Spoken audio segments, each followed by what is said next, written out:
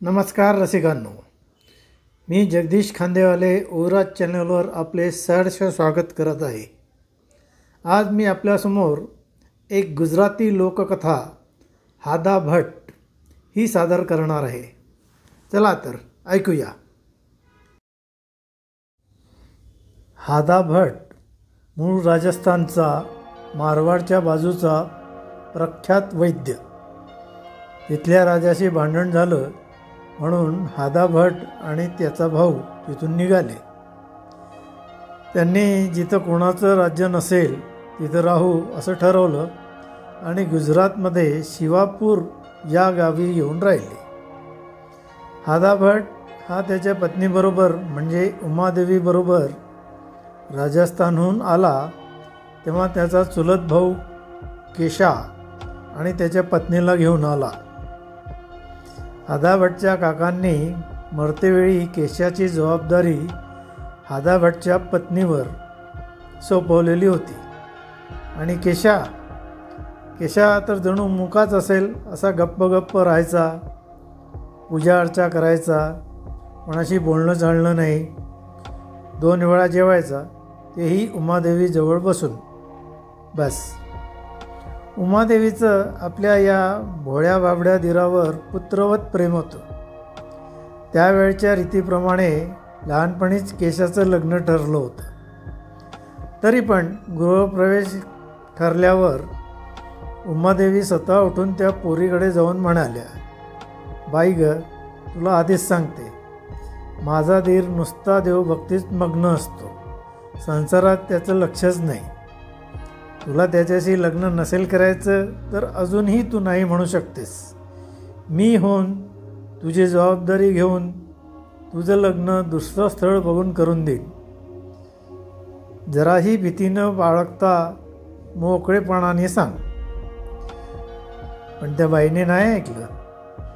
ही म्हणाली, भाभी, तुमचा हात ज्याच्या डोक्यावर आहे त्याला दुसऱ्या कशाचा विचार करायची काय गरज? माझ्या नशिबात असेल तसं होईल, पण मला काही हे बदलायचं नाही. असं त्यांचं लग्न झालं. तेव्हा ही जोडी बरोबर येणारच हे निश्चित होतं. आता शिवापूरच का निवडलं तर त्याचं कारण असं होतं की त्यावेळी गुजरातमध्ये अमरपाल आणि नागपाल हे 2 राजे होते. पूर्वेकडे अमरपाल राजाचं तर पश्चिमेला नागपाल राजाचं राज्य होतं. शिवापूर हे कसं कोण जाणे, पण या दोन्ही राज्याच्या मध्ये होतं. ते कोणाच्याही राज्यात नव्हतं. हा भाग कोणाचा म्हणायचं तर देवाचा म्हणायचे, पण दोन्हीकडचे लोक यायचे आणि लुटता येईल तेवढं लुटायचे. त्यातही शिवापूर तसं काही फार मोठं गाव नव्हतं. त्याला कसला आलाय महसूल, पण लाकडं तोडून न्यायचे, भांडण तंटे करायचे, ते पण फार वेळ चालत नसत.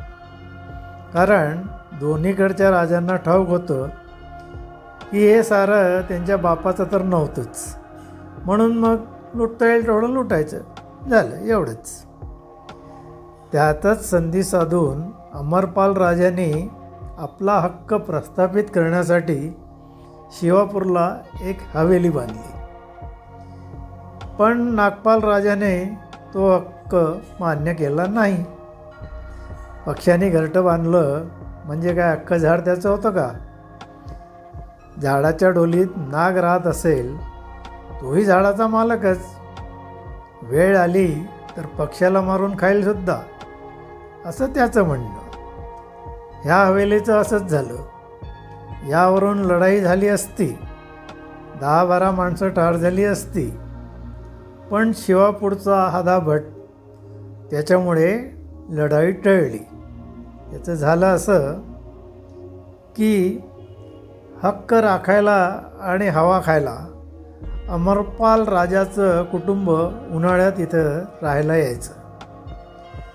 तसं ते एका उन्हाळ्यात आलं आणि हे नागपाल राजाला कळलं. त्याने आपल्या प्रधानाला पाठवलं, म्हणाला, जा जरा चर्चा गोष्टी करा, हवं तर भांडण तंटा करा, पण हवेलीची मालकी कोणाची याचा सोक्षमोक्ष करा. त्यातही प्रधानाच्या बायकोला हिंडाय फिरायची फार आवड. नवरा जाईल तिथे बरोबर जायची. तिला त्यावेळी 7वा-8वा महिना होता.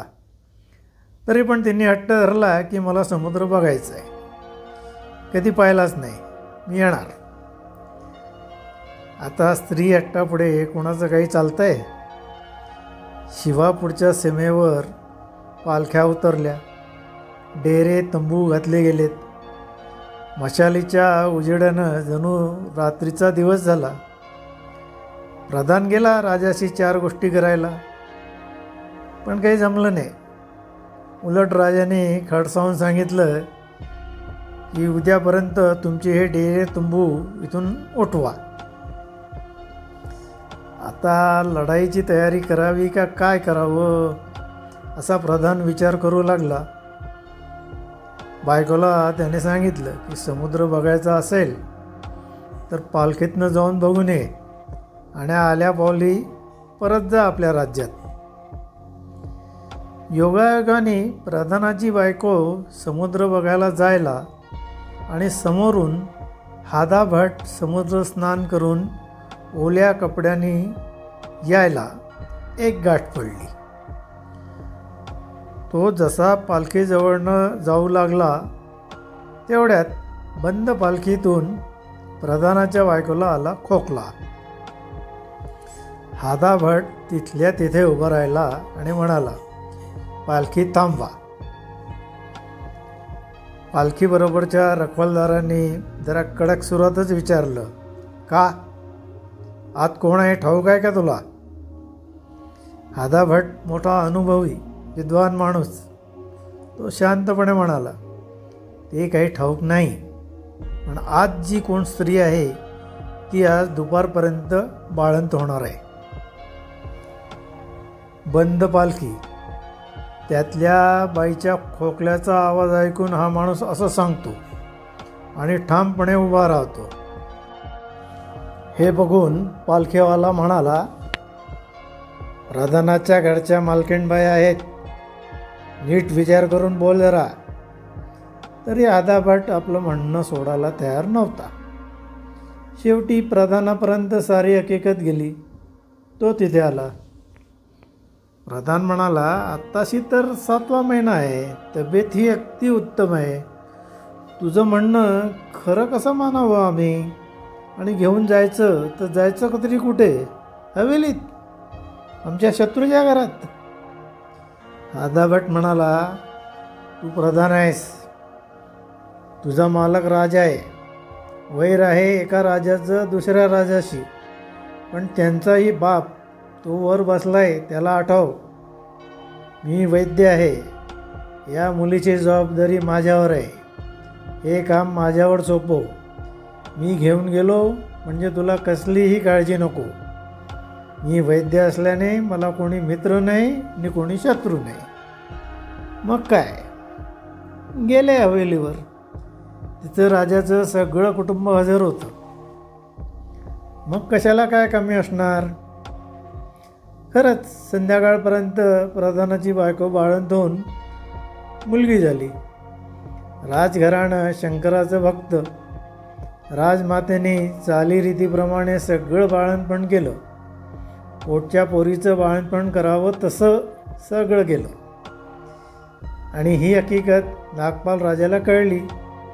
तो स्वतः तिथे आला, राजाला भेटला आणि म्हणाला, मी हा प्रदेश, ही हवेली, सगळ्यावरचा हक्क सोडून द्यायला तयार आहे. फक्त तो विद्वान माणूस हादाभट तेवढा माझ्याकडे पाठवा. पण हादाभट ठामपणे नकार देत म्हणाला, एखाद्या राजाची सेवाच जन्मभर करायची असती तर माझा देश सोडून इकडे कशाला आलो असतो. हादाभट देव माणूस होता. त्याला प्रधानाची राजाची काही पर्वा नव्हती. काही असो, या दोन्ही राजांची मैत्री झाली ती हादाभटमुळे. दोघा राजांनी त्या मुलखावरचा सगळा हक्क सोडून दिला. हवेली आणि विहीर असलेला मळा हादाभटला दिला. तसा ताम्रपट दिला. पण तो निरीच्छ माणूस हवेलीत राहायला गेलाच नाही आणि मळा तर बघितलं पण नाही. कारण विचाराल तर केशाभट नाही. तुम्हाला वाटतं तसं मिळकतीसाठी भांडणं वगैरे काही नाही. ती सगळी देवमाणसं होती. आपल्या नजरेत मावणार नाहीत, आपल्या बुद्धीला समजणार नाहीत. तर झालं असं होतं की ज्या दिवशी ही जहागीर हादाभटला मिळाली त्या दिवशी उमादेवीने हादाभटला सांगितलं, भटजी तुम्ही जमीनदार श्रीमंत झालात, पण माझा केशा तो तर तसाच राहिला ना. त्याचं आणि त्याच्या बायकोचं कसं काय? ती दोघं तुमच्या नाही, माझ्या भरोश्यावर तुमच्या मागे इकडे आलीत. बस एवढंच बोलणं झालं. फार मोठ्या मनाचा हादाभट आणि त्याहून मोठ्या मनाची त्याची बायको. साऱ्या गावासमोर हादाने हातावर पाणी सोडलं आणि म्हणाला, मी किंवा माझ्या वंशातलं कोणीही हवेलीत पाऊल टाकणार नाही. आजपासून हवेली केशाभटची. गावचे लोक तर बघतच राहिले. पण उमादेवी म्हणाली, हवेलीने काही पोट भरणार आहे का? याच्या जन्मभरच्या दाण्यापाण्याचं काय? तर हादा म्हणाला, ठीक आहे, मळा आणि विहीर दिली केशाला. माझ्या वंशातलं कोणीही त्या वाडीवर नांगर जोडणार नाही. त्यांनी आणि त्यांच्या वंशजांनी आजपर्यंत शब्द पाळला आहे. कमालीची माणसं म्हणायची ही. इतक्या प्रखर ज्ञानी माणसांनी स्वतःचं आयुष्य अशा उजाड निर्जन प्रदेशात व्यर्थ बर्बाद करण्यापेक्षा एखाद्या मोठ्या राजाच्या पदरी राहून कीर्ती, धन, शिष्यगण सगळंच मिळवलं असतं. पण असे विचार त्यांना कधी शिवलेच नाही. म्हणून एखादा माणूस फार निरीच्छपणाचा आव आणून जर बढाया मारू लागला तर गुजरातमध्ये म्हणतात, तू कितीही नाटकं कर पण तू काही हादाभट होणार नाहीस. धन्यवाद. तर रसिकांनो, ही होती गुजराती लोककथा हादाभट. ही आपल्याला आवडली असल्यास जरूर लाईक करा, कॉमेंट करायला विसरू नका. आणि हो, अजूनपर्यंत जर ओविराज चॅनेल सबस्क्राईब केलं नसलेल तर कृपया सबस्क्राईब करा, मित्रमंडळींबरोबर शेअर करा ही विनंती. धन्यवाद.